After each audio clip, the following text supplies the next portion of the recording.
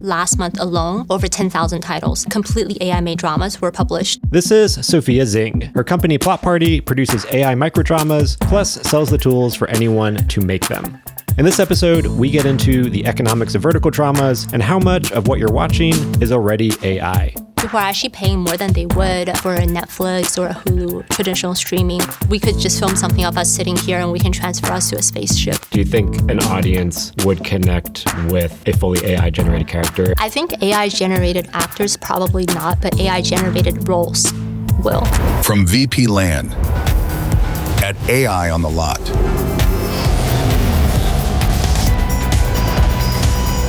This is Inside the AI Studio.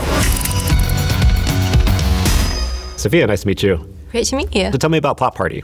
Plot Party is an AI microdrama company where we have a tech platform and we allow anyone who wants to make microdramas to easily do so with AI.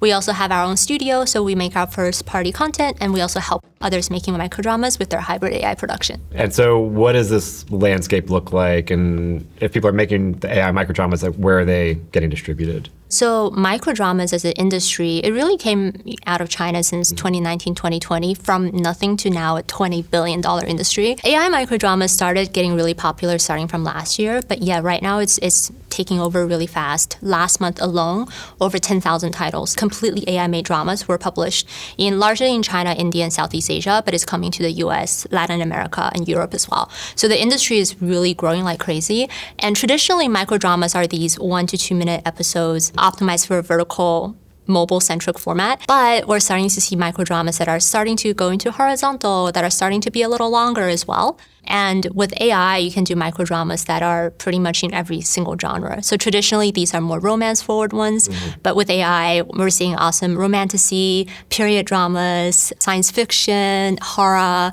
We're seeing some comedy as well, a lot of animation. So yeah, it's the whole gamut.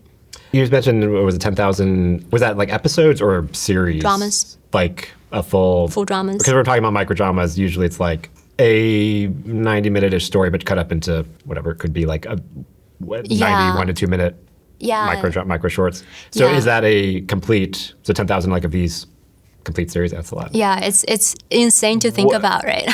Are people watching? Like, what is, in that world, what does success look like from like a viewer metric? Yeah, so a lot of people are watching microdramas. I would say the most recent stat that I had, which probably is already outdated now, in the US, over 20% of all adults that go on the internet watch microdramas on a daily basis. And some of the top platforms last year made close to $1 billion per platform. So it for sure, people are paying them, people are watching them. And oftentimes people are actually paying more than they would for a Netflix or a Hulu traditional streaming, where they actually pay over $20 a month for these microdrama platforms. So what success looks like is largely views-based. Views are usually a good proxy for monetization because oftentimes the payment gate is several episodes in, and when people are really bought into the story, and they're usually engineered in a really smart, deliberate fashion where it's, something's building up, someone is getting wronged, and finally they're about to reveal to the world that there's someone awesome, and then you have to pay. Discovery-wise, I mean, because there are the paid microdrama platforms, but is most of the discovery happening on traditional short platforms like TikTok, Instagram Reels, and then they kind of go into one of the paid platforms? Yeah, largely Facebook is really big, TikTok is really big.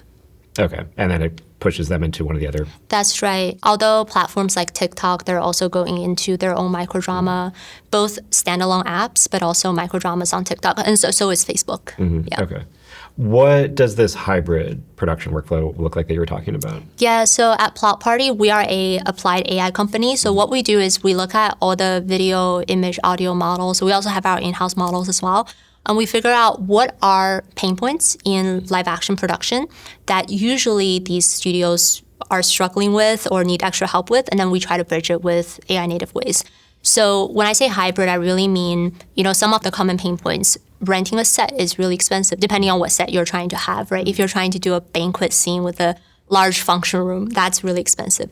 Filling up the room with extras, that's also really expensive. If you want a helicopter landing scene, if you want a car chase, if you want an aerial shot of a valley, all of that is super expensive. And today, a lot of them are not possible because of the very restrictive budgets that microdrama creators have. So what we do is we use AI and sometimes we go in even pre-production. We work with these studios and we say, hey, let us know what shots you would need. We can look at the best models that we can use to help you unlock that. But we'll also give you some tips on how you might want to shoot it the day off so that we can do it better. And generally, these are things that they would just shoot in front of a green screen and send it to us later. And then we'll do all the AI production on top of that. So things like set transfer, we could just film something of us sitting here and we can transfer us to a spaceship or whatever we want.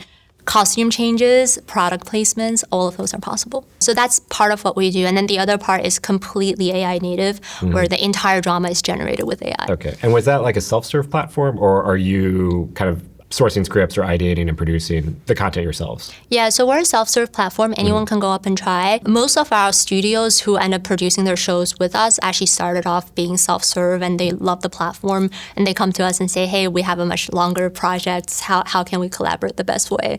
So that's for sure one. We're also working with some writers. We are doing several first-party shows that we're just super excited about. One of them is about a comedy romance story of a couple where one person turns into a golden retriever, but they have to coexist in the same space, and they get to know each other better as souls as opposed to as bodies. So that part is really exciting, and we're making some remakes of classics. Nice. You mentioned earlier that like you've been seeing the vertical microdramas not be vertical anymore.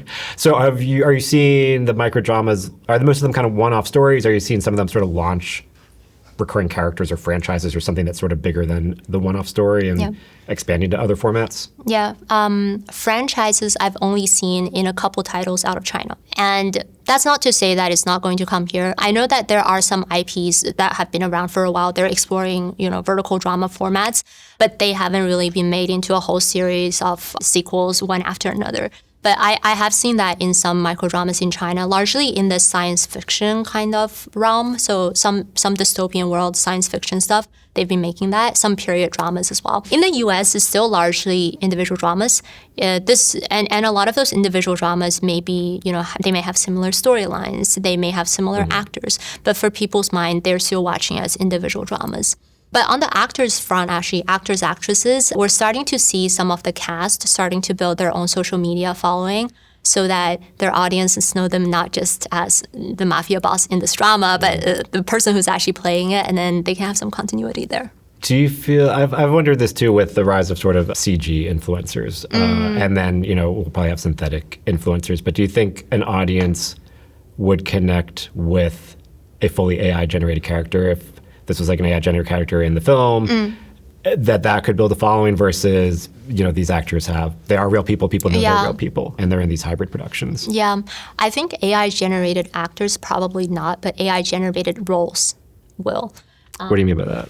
I mean, if we just generate someone who looks a certain way and cast them into different dramas, I don't think the person themselves, even if you were to generate a lot of social media assets of the person, drinking smoothies and going to the gym, I don't think that people would actually really associate with them in the same way that you would with a regular person. Because with the regular person, there's a lot of uncertainty, right? Where are they going? Are they dating someone? What's the situation? Are they not shooting verticals anymore? There's a lot of the mystique, which invites, attention. But with AI, is fairly different. But with AI roles, something that could be really interesting is if we think about the vertical drama as kind of the center of the universe, and you can actually have a lot of auxiliary experiences around it. So a vertical drama, very naturally, someone after watching it, if they like the character a lot, they can have, more companionship kinds of features towards it. They can have some more kind of collection games affiliated with it. They can have more kind of fictional experience. You have a lot of gamified experiences on top of it. And we're seeing some platforms trying to do things like that. And word on the street is they're having better retention than some of the other platforms that are just doing dramas only. So like I could start a chat conversation with the character from the show that I just watched. That's right. If there's a character in the show. And most of the times these shows end with a pretty happy ending. They usually end with a pretty happy ending. So by the end of it, usually the characters are pretty likable, even if they started with a certain character flaw.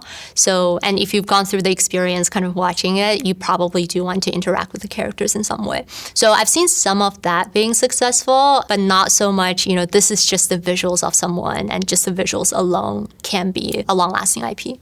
Yeah. Where do you see kind of future of verticals and AI? We'll just say 6 months or 12 months because it changes so fast. Yeah. Oh, I mean, we don't even need 12 months. In 6 months, absolute majority of all verticals will be made with AI, either hybrid AI or completely made with AI, and we're already seeing trends of that. In 6 months, the vertical categories that we're right now very familiar with, which largely is the romance category, is going to expand like crazy. All of these subgenres that traditionally don't have any content in them will be filled with vertical content. As long as the audiences are natural to using the device of a mobile phone, the content will be made. Yeah, cool. Sophia, thank you so much. Appreciate it. Yeah, thank you for having me.